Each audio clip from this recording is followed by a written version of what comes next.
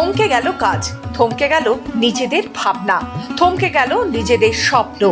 বিশ্বের সব থেকে বড় দুর্গা প্রতিমার কাজ এবারে বন্ধ করে দিল প্রশাসন।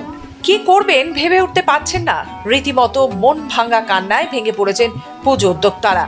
এবারে বিশ্বের সব থেকে বড় দুর্গা প্রতিমা তৈরির কাজ বন্ধ করে দেওয়া হলো প্রশাসনের পক্ষ থেকে। পুজোতে মহানগর সদর কলকাতা ছাড়িয়ে জেলার একটি পুজো কমিটি নজর কেড়েছিল তাদের নিজস্ব চিন্তা ভাবনার জন্য, কিন্তু সেই ভাবনায় কাল হলো বন্ধ করে দেওয়া হলো বিশ্বের সব থেকে বড় দুর্গা প্রতিমা তৈরির কাজ।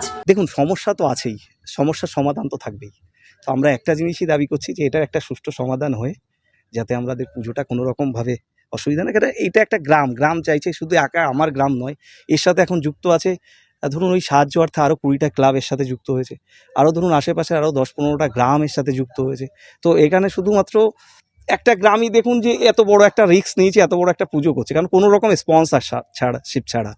তো সেই জায়গায় দাঁড়িয়ে আজকে যদি এই পুজোটা বন্ধের দিকে যায় তো এটা একটা অনেক দিকে খারাপ ইম্প্যাক্ট হবে। নদিয়ার রানাঘাট কামালপুর অভিযান সংঘ পূজা কমিটি তারা সম্পূর্ণ নিজেদের ভাবনা থেকেই বিশ্বের সব থেকে বড় দুর্গা প্রতিমা বানানোর উদ্যোগ নেন, যার উচ্চতা প্রায় 111 ফুট।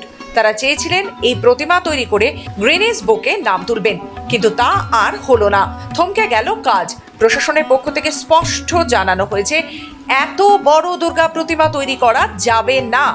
সূত্রে খবর, কারণ হিসেবে তারা জানিয়েছেন এর আগে সদর কলকাতায় যে বড় দুর্গা প্রতিমা তৈরি করা হয়েছিল সেটির কারণে সেখানে ল অ্যান্ড অর্ডার ঠিক রাখা যায়নি, অতিরিক্ত ভিড়ের চাপে সমস্যায় পড়তে হয়েছিল পুলিশ প্রশাসনকে। তাই এবার আর সেই ঝুঁকি নিতে চান না তারা।